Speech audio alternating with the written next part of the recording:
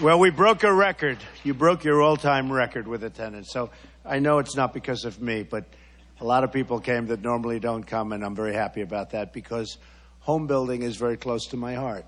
That's where I grew up. My father built homes in Brooklyn and Queens, and that's how he started.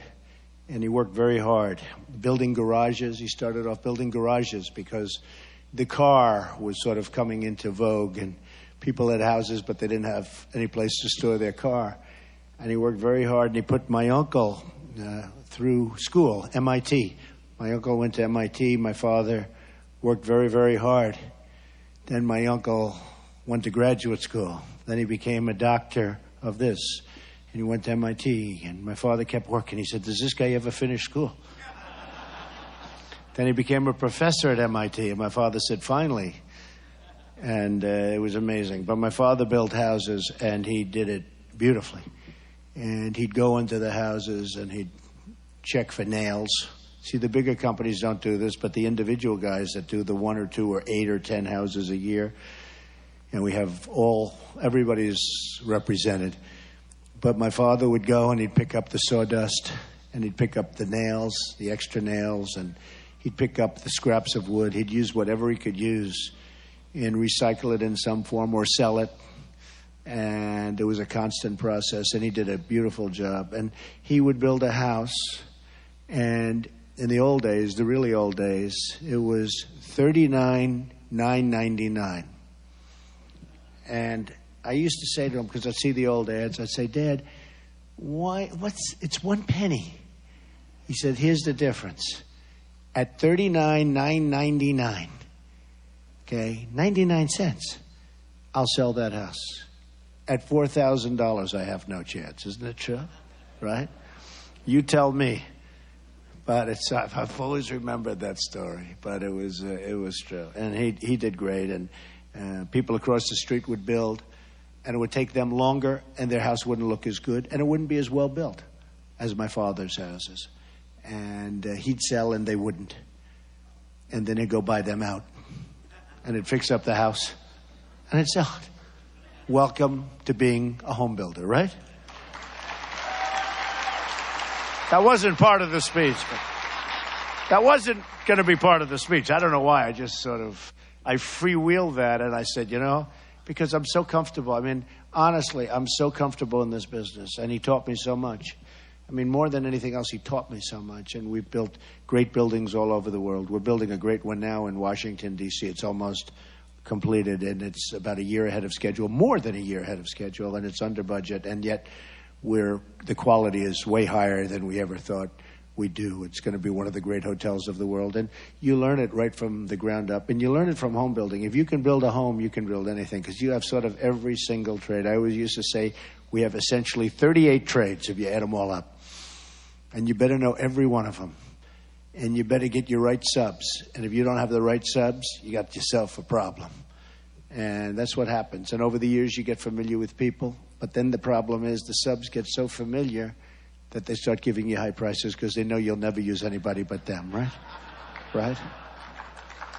And then every once in a while, we have to give it to somebody else to get their price. Oh, do I know you people well? Do I know you well? But you're great people, and you employ millions of people. I would say, I've always said the housing business is really, the housing and home building business is the biggest business in the United States. When you add it all up, got to be the biggest business in the United States for jobs and everything else. And I know what you're going through, and one of the big things, I mean, taxes definitely, but the regulations are horrible. What's happening with regulations, horrible. And so we're going to be talking about this. We have a few people here, and they may be backstage, but Rick Scott is fantastic. Great governor, great governor. And Pam Bondi is here. Pam is here, your Attorney General. This is a fantastic person who works so hard. And I don't know if she's in the room or if she's in the back, but wherever she is, she's a spectacular person doing a great job. And Mike Huckabee is here, Governor Mike Huckabee, and he's in the room, actually, back in the corner, I believe, and I want to thank him for being here. We're doing a little traveling today around Florida. We're about even in the polls in Florida, And boy, the polls are really tightening up. They're getting a little bit nervous with their hundreds of millions of dollars that they're spending on ads. Clinton is getting a little bit nervous. Crooked Hillary, she's getting a little bit concerned. Hundreds of dollars. They're spending hundreds of millions of dollars.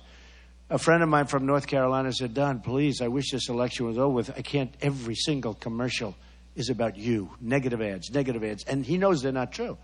Maybe a little bit true. But mostly, honestly, mostly not true. It's made up stuff. And he said, it's unbelievable. He said, I'm dying to see an Ivory soap commercial again. Can you believe it? That's up. So she's spending hundreds of millions of dollars on ads. Hundreds of millions. And a new poll just came out this morning that has us essentially very close to even. And I haven't spent anything. In fact, I have ads, whatever the number is that she's got, just hundreds. And they have Trump, 0. I said, that's okay. That's okay. We sit back and wait. We sit back and wait. But we're doing, I think we're doing really very well. Maybe better than anybody fully understands. Because we have a movement going on. Just like there's more people than have ever come to this event. And this is a big event, and this has been going on for a long time. And I've actually come to this event many, many years ago. But just like you set the record here, we set the record everywhere we go in terms of attendance, in terms of enthusiasm. Last night was unbelievable. We had an event, unbelievable. But there's great enthusiasm because they want to see lower taxes. They want to see less regulations. They want to see a built-up military. Our military is totally depleted. They want to see borders. We have a country or we don't have a country. They want to see jobs. They don't want to see our jobs leaving the United States and going to Mexico and every place else.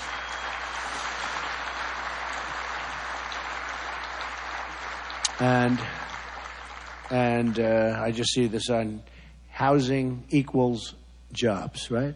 I don't know whose side they are, but it's true. Housing, truly one of the big deals. And we talk about different things with. I'll go off the housing subject for a second, but we talk about different things and what's going on with our government. Our government isn't giving us good protection. Our government has unleashed ISIS. I call President Obama and Hillary Clinton the founders of ISIS. They're the founders. In fact, I think we'll give Hillary Clinton the, if you're on a sports team, most valuable player, MVP. You get the MVP award. ISIS will hand her the most valuable player award. Her only competition is Barack Obama between the two. So we'll see. But I think we're going to do very well. We have a situation that I was just with some of you folks, and we were talking about different elements of what's going on with the housing. And they would tell me the regulation. In fact, I noticed when I mentioned regulation before, everybody perked up because you're being driven wild with regulation. But in the last 5 years, regulations on building houses, building homes, building homes, and you all know what you're doing, have increased by 29%. And now, a number I was just given, which is shocking, you have a 25% of your total cost is in regulation. I don't understand how that's possible. In fact, where's your leader? He told me that number. You wouldn't even think that that's a possible number. 25% the cost of a house is regulation. So that's a pretty sad story. And I will say this, and I say this to you very strongly. If short circuit Hillary Clinton ever gets elected, it's only going to be worse. It's going to get worse. It's going to be 4 more years of Obama, but it'll be worse because she's mandated to go to the left because 45% of, Bernie's people, they want her to head in that direction. And with judges, Supreme Court judges, a lot of the problems that you have are judicial with litigation, lawsuits. I know the problems that you have. You'll build a beautiful house, and sometimes you make mistakes, okay? And sometimes you build a lousy house, okay? And they should sue you. But I know the people, many of the people in this room, you're professionals, you build great products. You have a tremendous problem with the court system. I've heard it, a really big problem with the court system. So we're going to make sure that, We're going to make sure that a lot of the things that are happening to you just can't happen. We want it to be a fair system. You have a lot of frivolous lawsuits. Has anybody in this room had what they call a frivolous lawsuit? Frivolous? I would think that's all. Not that many. Seriously. They're just embarrassed to raise their hands, okay? I'll bet you it's every single person in the room. But very interestingly, a Washington Post story was written yesterday that was so devastating to Hillary Clinton. I couldn't believe it, primarily because it was in the Washington Post. And when she was a senator, because, believe me, they are a one-sided deal. But the press is extremely dishonest, so that's okay. You have to bull through it. The people are starting to really get it. I mean, the people understand. They're smart. The American voter, the American people are smart. They understand what's going on with the horror that we know as the press. I mean, we have one newspaper that actually admitted that they're covering me unfairly. But they said, we hate him so much it doesn't matter. It's okay. Can you believe it? A major paper. But I knew that before, so, I was like reading the story. I'm like bored reading the story. But the Washington Post did a story. The Washington Post did a story on Hillary Clinton 2 days ago that was so devastating in terms of if you're looking for, like, what you folks want. You want efficiency. You want jobs. We want jobs. The country wants jobs. When she was a person running for the United States Senate from New York, she said things that were so unbelievable. She was going to take, because her husband signed NAFTA. NAFTA destroyed upstate New York. Destroyed it. Our factories closed. Our jobs fled. Many to Mexico, which is the third world. I mean, when you look at Mexico, we're like third world now. When you look at the factories that they're building there, I don't know. Has anyone seen what's going on in Mexico? They're taking our businesses. They're taking our plants. A friend of mine builds plants. He said it's the eighth wonder of the world, what's going on in Mexico. How are we doing in the United States? Not so good. Okay? Not so good. What a sad state of affairs. Well, NAFTA made that all possible. And it was signed by her husband. But she's running for the Senate years ago, and she said that she's going to straighten out upstate New York, and she's going to add 200,000 jobs, and it's going to be unbelievable. Disaster. A disaster. Passed no legislation that helped. Couldn't get out of her own way. It went down like you've never seen. One of the worst in the country. And it's been a total unmitigated disaster, except for the people that made money trying to work out her plans. They made a fortune, the consultants and others. And she'll make a speech today, and she'll be talking about what she's going to do for the country. She doesn't have the talent to do it. And if she wanted to do it, just remember this, and I think very importantly, if she wanted to do it, she couldn't because her donors wouldn't let her. When we look at Hillary and you look at her donors, her hedge fund donors. I had a chart made up yesterday, which was amazing. She's taken in $48 million from hedge funds. I've taken in $16,000. I'm trying to figure out who the $16,000's from.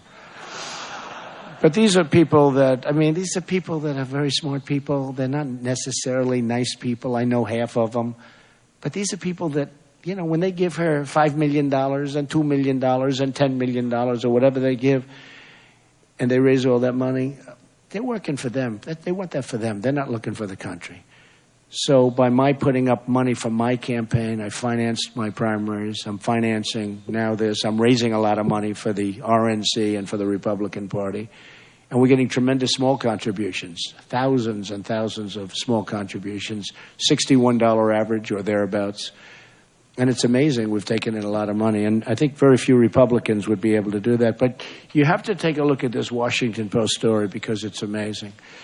But I wrote down some notes, and I just wanted to talk about the policies of Obama and Clinton and where we are and what they've done. And the last thing you want is 4 more years of Obama. The last thing you want are judges put on the United States Supreme Court that are going to destroy our nation. We lost Judge Scalia, who was a great justice. He was a great judge. We lost him. That was shocking because he was going to be there at least another 10 years, and that seat was taken. But all of a sudden, before we even start. So this president actually could have as many as 5. It's unlikely 5, but probably 4. Almost definitely 3. It's a lot. But it could be an all-time record. Could have 5. So that's probably the single most, or certainly one of the very big. I mean, defense, I always say, is the most. We have to be safe. We can't let ISIS come in. We can't let the Syrians pour into our country like they are right now. We have no idea who they are, where they're coming from. We have no idea what their thought process is. We just don't know. And there's no way you can vet them. But they're pouring in. And Hillary wants 550% more to come in than we have right now, which is just insane. So we have to be smart. We have to be tough. And we have to be vigilant. And I will say that President Obama and Clinton have economic policies that have produced, you saw the latest report, 1.2% growth, right? 1.2%. If that ever happened in China, they'd have a revolution. They get to 7% or 8% and they start devaluing their currency and they start taking more business out of the United States. And we allow it to happen because we have people at the top that are not smart, number one, and are probably controlled by people that want it to happen, but they're not smart people. So China starts devaluing. And I have nothing against China. I like China. I have leases with China. The biggest bank in the world is a tenant of mine, one of my buildings in New York. I sell condos to the Chinese. The Bank of America building in San Francisco, I own that with a great partner. And I got that through China, indirectly. So I've had great relations. I've made a fortune with China, but they don't respect us. They don't respect our country. They don't respect our president. They don't like our president. Putin doesn't like our president. Putin has no respect for Obama whatsoever. Wouldn't it be nice if we could actually get along with Russia? Wouldn't that be a decent thing? Wouldn't that be nice? So, but there's no respect. But the 1.2 growth percent was a startling number for a lot of people. The national debt has nearly doubled under Obama, and by the time he gets out, it'll be more than doubled. The U.S. trade deficit, all of this work we do for trade, we make all bad trade deals. It's nearly $800 billion last year. $800 billion with a B. 800 billion. We have great negotiators. If I used home builders to negotiate, that wouldn't be happening. Believe me. I could take 90% of the people in this room, maybe higher, but I could take because I know the people in this room. I could take 90% of the people in this room, put them in charge of some of these trade deals that we make with these different countries, and our country would be flush. We'd be rolling in dough. But we had a trade deficit of $800 billion. We had a trade deficit with China. This is the big one, of $505 billion. Think of it, trade deficit. Does anybody think they couldn't do a better deal? Raise your hand if you think you couldn't do the better deal. Does anybody? Oh, he raised his hand. He had the guts. Get out of here. We don't want you. He's not a true home builder, Albert. That was very cute, thank you. I'm sure you don't believe that, but that's okay. If you do, boy, your business must be suffering, right? Nearly 24 million Americans in their prime earning years are out of the labor force. In the last 7 years, another 14 million people have left the workforce. And Hillary Clinton's going to make a speech tonight. She's going to raise taxes, $1.3 trillion. I'm going to cut taxes, big league. We're having a massive cut in taxes. We're having a massive cut in regulations. You know, and that includes banking regulations that for you people, because it's impossible for you people to go get mortgages. So hard for people to get mortgages today. Unless you have a lot of money in the bank, and unless you don't need money, you can't borrow, right? You can't borrow. I have friends that call me, could you give me a reference to a bank? I said, why would you need a reference? You got a good business. They said, no, they want us to have like more money than we want to borrow. I said, well, if you had that, you wouldn't have to borrow, right? So why? It's impossible. with Dodd-Frank, with all of the different things that you have. And I know people that can't get mortgages to buy houses. And that's why your housing numbers are way down from what they were in terms of new capacity. 1 in 5 American households do not have a single member in the labor force. Think of that. Home ownership, well, this is a biggie for you. Home ownership is at its lowest rate in 51 years. Now think of that. You know, it was always like the American dream, right? Owning a home was the American dream. It's at the lowest rate in 51 years. And I have a chart. Where's that chart? Aha. Look at this. See, I'm into the world of charts lately. It's so descriptive. So here's a chart. Most of you can see. You don't need very good eyesight to see what's going on. So here's Obama. And here's the end.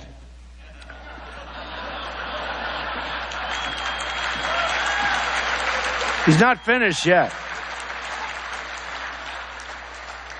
Isn't that a terrible, no, seriously, isn't that a terrible picture? Look at that. Home ownership. So you take a look at what's happened. That's the American dream right there, folks. And then they wonder why 25,000 people come to my rallies, and why 10,000 people, and 10,000, and 5,000 when we have a room that holds 200. And why, you know, I mean, even your meeting, it was supposed to be 1/3 the size. And look at it. But look at this. And to me, that says so much, because it's home ownership. That's the American dream. And it's the lowest it's been in 51 years. Wow. So I think that's a pretty sad thing. I hope you know I had that chart not necessarily made for you, but I figured it would be a good one to pull out. Okay. Nearly 12 million people, more Americans, are dependent on food stamps, and 2 million more Latino Americans live in poverty.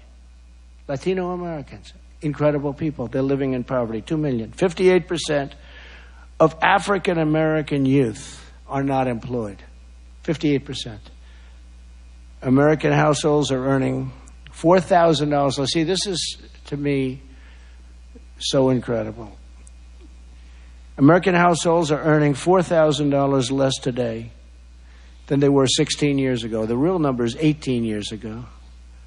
But this particular group says 16, statistically. 16 years ago. Many workers are earning less money than they were earning in real dollars in 1970. And then you wonder why they're angry. You wonder why they really want a voice. And the voice is us. I mean, we have a movement going on. It's been an amazing thing. And the polls are getting very close, very, very close. It's very interesting what's happening. We will create millions of new, good-paying jobs with an across-the-board income tax reduction. I mean, this is one of the things that we have to do. We have to do. We're going to create millions of jobs. Now, everybody admits, you know, the 5% number is just a number to make politicians look good, to make the presidents look good. Not only Obama, it was there before him. Although it's gotten actually worse because more people, the way they analyze these numbers, more and more people, the number gets lower and lower, and people can't find work. You know, if you give up looking for a job, after months you go home, I can't find one, Dad. I can't find one, Mom. I can't find one to your wife or to your husband. Can't find a job. You go home and you give up. After a while, you give up. And everybody admits that there are no good jobs. The good jobs we don't have anymore. Even the other side. We have jobs, we don't have good jobs. But you give up. You give up looking, and yet you are considered statistically employed. Because the number is a phony number, 5%. Every time I watch that, unemployment is down to 5%. It's not down to 5%. It's probably 20 or 21%. Some people think it's higher. But people want jobs, and they quit. They give up looking. Everyone's taxes, we want to go down under my plan. Our 3 brackets, we're going to have 3 brackets instead of 7. We're doing a major, major, major simplification. The one company that will not be happy is H&R Block. Now, I know people that go and spend a fortune on tax returns because they can't, it's too complicated. They can't figure it out.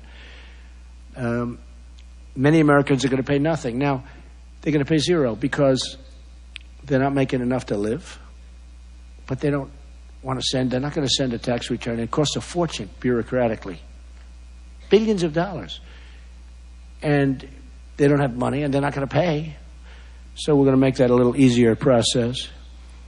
Hillary Clinton has supported tax increases on the middle class for her entire career. She's voted for higher taxes 235 times in the Senate. I thought it was more than that. That doesn't sound... Think of it. She's voted for tax increases. And by the way, she's proposing a big one today in her speech, her teleprompter speech. She's got her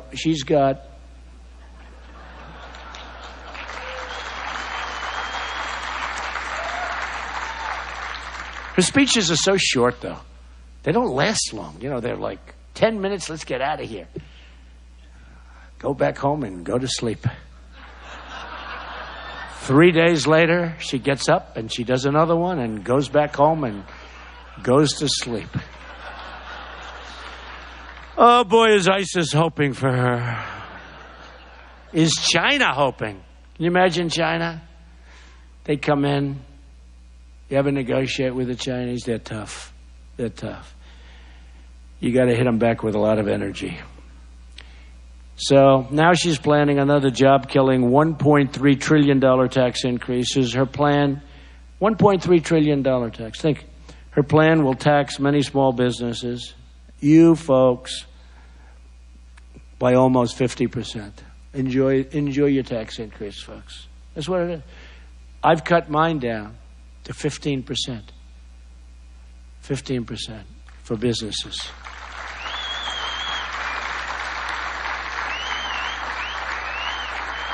So no small business in our plan will be taxed more than 15%. And we'll allow businesses to expense new business investments, which is nice, right? We'll make average child care expense tax deductible for working families, a very big thing and a very fair thing. We're going to, very fair thing. That was Ivanka Trump. She thought that was good. She really did. She felt very strong. She's had 3 children now, and she thought it was very unfair to working mothers and families what was happening. So I agreed with it 100%. We will eliminate the carried interest deduction, end corporate inversions, and other special interest loopholes. And we're going to repeal the death tax, the estate tax, the death tax.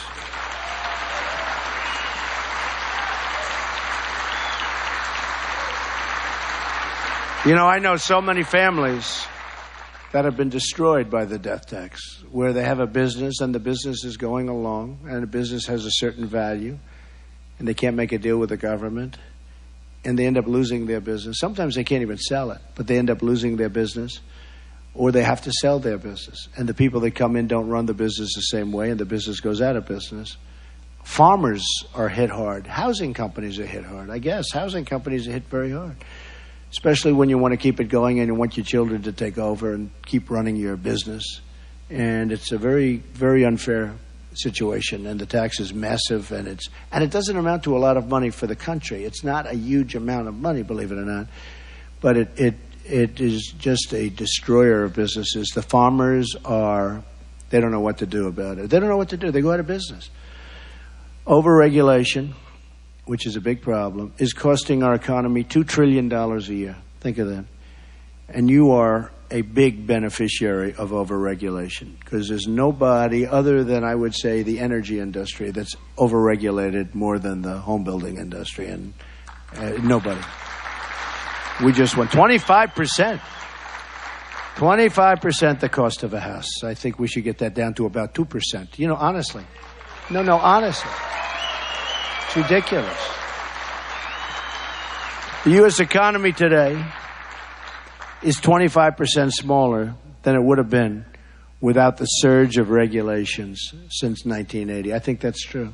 So many businesses are knocked out. We will issue an executive order to impose a temporary regulation moratorium on new agency regulations.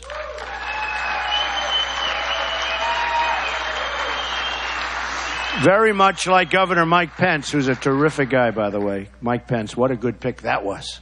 He's great.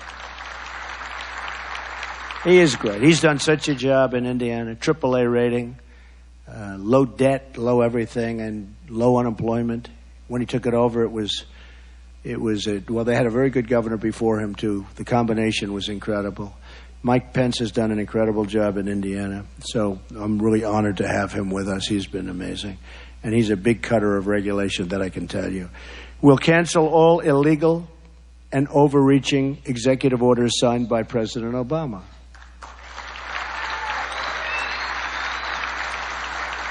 We will eliminate all regulations that kill jobs. We will remove the bureaucrats who only know how to kill jobs, which is true, and replace them with experts who know how to create jobs without regulation.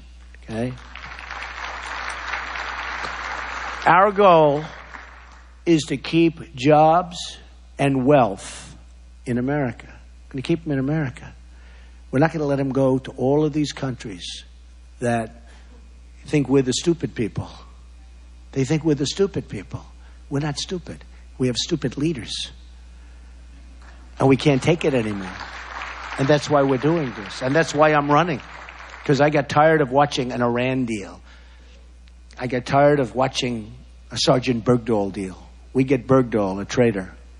They get 5 killers that they've wanted for years. I get tired of watching these horrendous trade deals. I get tired of paying for everybody's military and getting a fraction of what it's costing us. You know, we pay for the military of many countries, many, many countries, not only NATO countries, but other countries, big ones, plenty of money. We get a fraction of what it's costing us. And if asked properly, they'll probably pay. And if they don't pay, congratulations. But we can't do this. This isn't 40 years ago. This isn't 30 years ago. We're going to owe $20 trillion very soon. And we have to build our country again. We have to rebuild our infrastructure. We've wasted $4 trillion, probably more than that. Somebody said 5 the other day. I used to say 2. When I started this whole thing a couple of years ago, I'd say 2 trillion in Iraq. We got nothing except death and taxes. We got nothing. We have less power now in Iraq than the woman sitting in the front row who's never been to Iraq. Okay? We have no power in Iraq. We have no power in Iraq. We've given Iraq to Iran. You know, Iran made the deal for the $150 billion, where they get back the $150 billion, and I always say, what a deal they made. That's one of the great deals. Actually, about a year ago, I amended that. Because for years and years, they were fighting and fighting, Iraq and Iran. But their military was almost identical strength. And they'd fight. They like to fight. Great. Great. We should have never been there. And I said, don't go there. I was a civilian. Nobody cared. But I said, don't go there. You're going to destabilize the Middle East. But they'd fight and fight and fight. Then Saddam Hussein would drop gas. The other side would complain. They'd fight a little more, and they'd rest. Then go back to fighting. Then we obliterated one side. And as sure as you're sitting there, the greatest deal of all time is that we gave Iraq to Iran. Okay? That's what we really gave. Forget the $150 billion. So Iraq has some of the greatest oil reserves in the world, and we handed them Iraq. We handed it to Iran, and we made Iran a very powerful nation. They were struggling. They were dying 2 years ago with the sanctions and the problems. We made them powerful, very powerful. We gave them a path to nuclear weapons, which they'll have much sooner than people think. I'm telling you, we have incompetent leadership. Incompetent leadership. And this is not what we want. And it'll change if I'm elected president, believe me.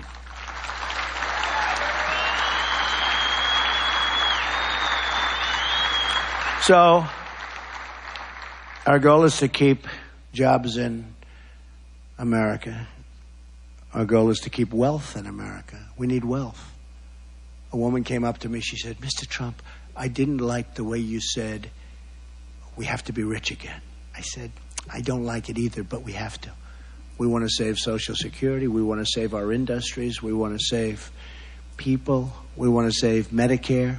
We want to save a lot of things. You have to bring back our wealth. Our wealth is being dissipated.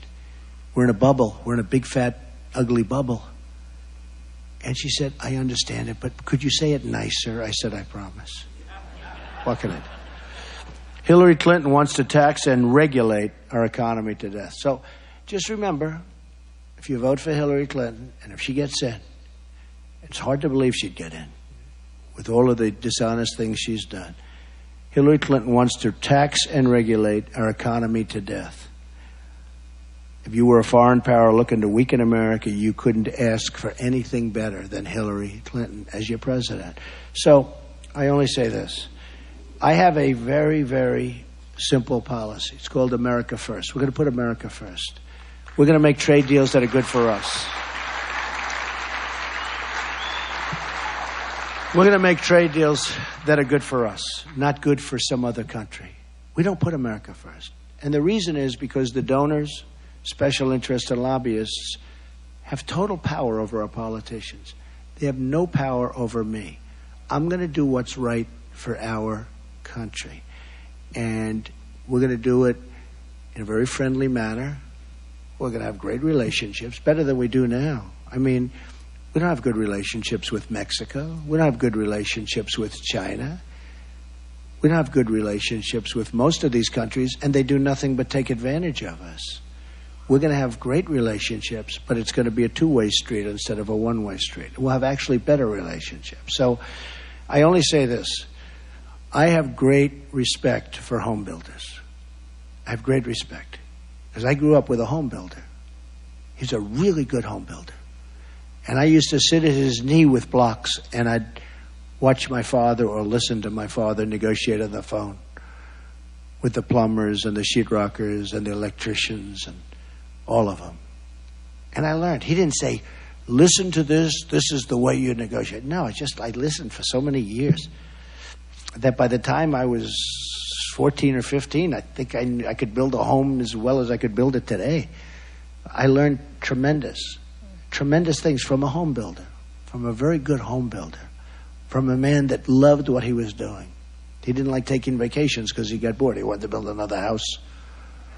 It's true. He loved, and like you people, you can't wait to get back, right? You're saying, get Trump off. I want to get back and build another house. But I learned from a man. I learned so many things, and now we're doing well. And who would think this was never in the cards for me? I mean, if it were, I probably would have had a little softer path. I would have moderated. I wouldn't have spoken to Howard so much and had fun. But people get it, you know. Look, we're living in the real world. People get it. I mean, they really get it. But I'll tell you what, I learned what I have. And I created a phenomenal company, one of the best. I have some of the greatest real estate assets in the world, right next door, Doral as an example. But I learned what I had and what I have from a home builder. A home builder taught me everything I know, essentially. Now, I've learned and I've grown and I've done things, and he would be very proud to see that we're running for the presidency and we beat a lot of people to get to this position. But I was just saying, when I came out, I just thought, as I walked out, I learned so much from a home builder. There's no greater thing you can do. You're great people. I know so many of you. And I really know all of you because I know where you come from. I know your mindset. You are amazing people. You can do amazing things. Now go back and build homes and create jobs, and we will make together America great again. Thank you, everybody. Thank you. Thank you. Thank you, everybody. Thank you.